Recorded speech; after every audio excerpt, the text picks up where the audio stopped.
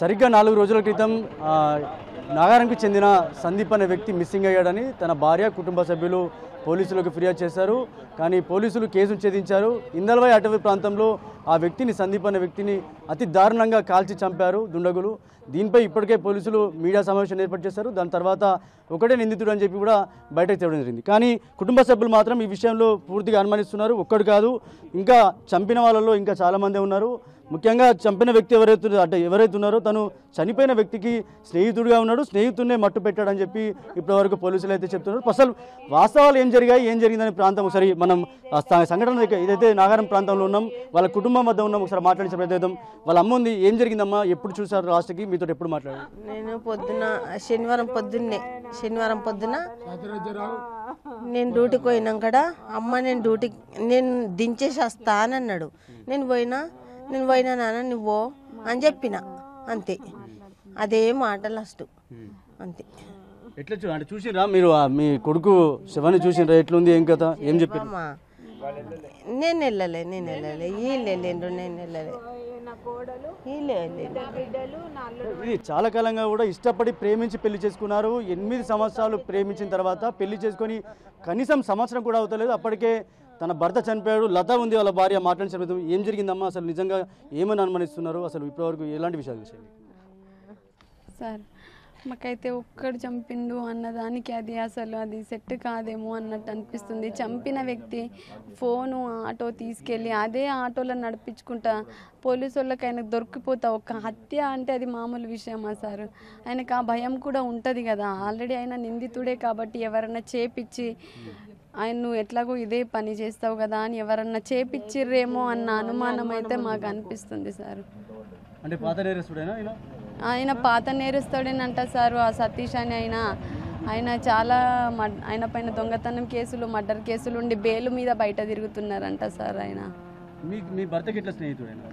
మా భర్తకి ఎట్లా స్నేహితుడు అన్న మాట మాకు తెలీదు సార్.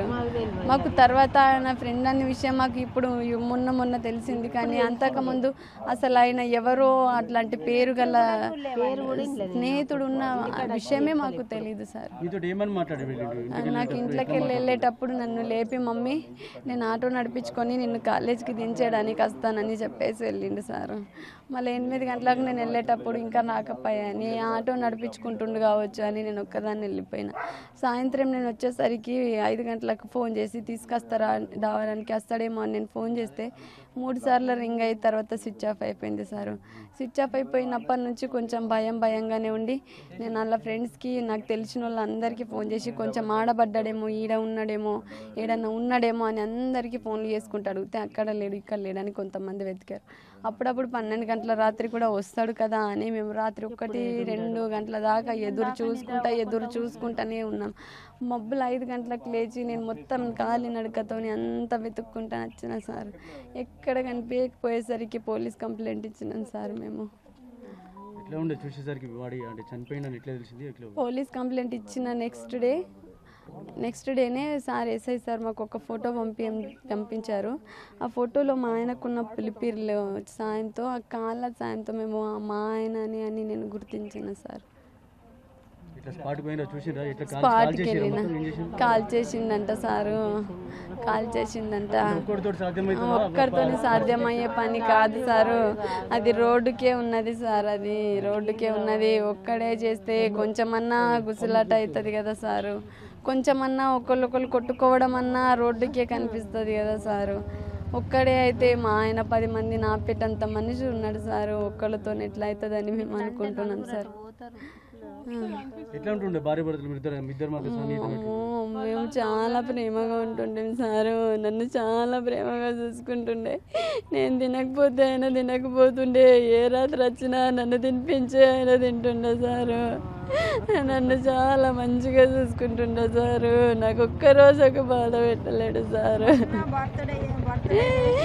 నా బర్త్డే ఎంత గ్రాండ్గా సర్ప్రైజ్ చేసుకుంటూ చేసిండు సార్. చాలా ప్రేమగా నా బతుకు ఏమైపోవాలా సారు? నేను ఎట్లా బతకాలా? అక్క ఉన్నది, ఒకసారి మాట్లాడించే ప్రయత్నం. ఎట్లా ఉండే మీ తమ్ముడు మీతో సాన్నిహితం ఎట్లా ఉంటుండే, అసలు ఆయన బిహేవియర్ ఎట్లా ఉంటుండే, ఎట్లా బయట ఫ్రెండ్స్ ఎవరైనా ఉండేనా, ఎట్లా అనిపిస్తుంది? చాలా మంచోడు సార్ మా తమ్ముడు. ఎవరిని ఒక్కోళ్ళని అట్లా వేరే వాళ్ళని అనకపోతుండే. మామ అక్క అని పేరు పిలుస్తుండే సార్, వరుసలు పెట్టే పిలుస్తుండే. నా తమ్ముడు లేని మేము ఎట్లుండాలో మాకు అర్థమవుతలేదు సార్. మా తమ్ముడు మమ్మల్ని అది మొత్తం ఘోరంగా చంపేసిర్రు సార్. వాళ్ళకు మాత్రం కఠినమైన శిక్ష వేయాలి సార్ వాడికి మాత్రం. ఏం డిమాండ్ చేస్తున్నారు రాష్ట్ర చెప్పండి? వాడికి శిక్ష పడాలి.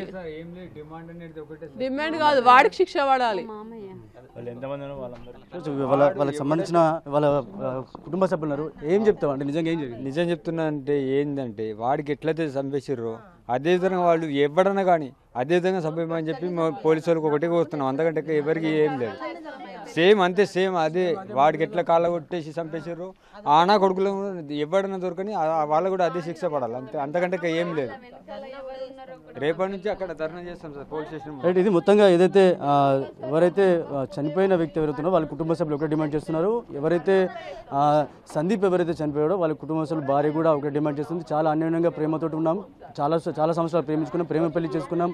చాలా కాలంగా ఇలా తనకు సంబంధించిన ఎవరు కూడా శత్రువులు ఉండరు. కానీ ఏం జరిగిందో దాని వెనుక ఏం జరిగిందో పూర్తి విచారణ జరగాలి. ఎవరైతే వ్యక్తి ఉన్నాడో తన ఒక్కరే చంపలేదు, సందీప్ అనే సతీష్ అనే ఒక్క వ్యక్తి చంపలేదు. ఇంకా చాలామంది కూడా ఈ ఏదైతే హత్య చేసిన కేసులో ఇంకా చాలామంది ఉన్నారు. వాళ్ళందరిపై కూడా కఠిన చర్యలు తీసుకోవాలి. దీనిపై న్యాయ పోరాటం కూడా చేస్తామని కుటుంబ సభ్యులు డిమాండ్ చేస్తున్నారు. ఇది ఇక్కడ తాజా కెమెరా పర్సన్ సందీప్తో రాజేష్, బిగ్ టీవీ, నిజామాబాద్.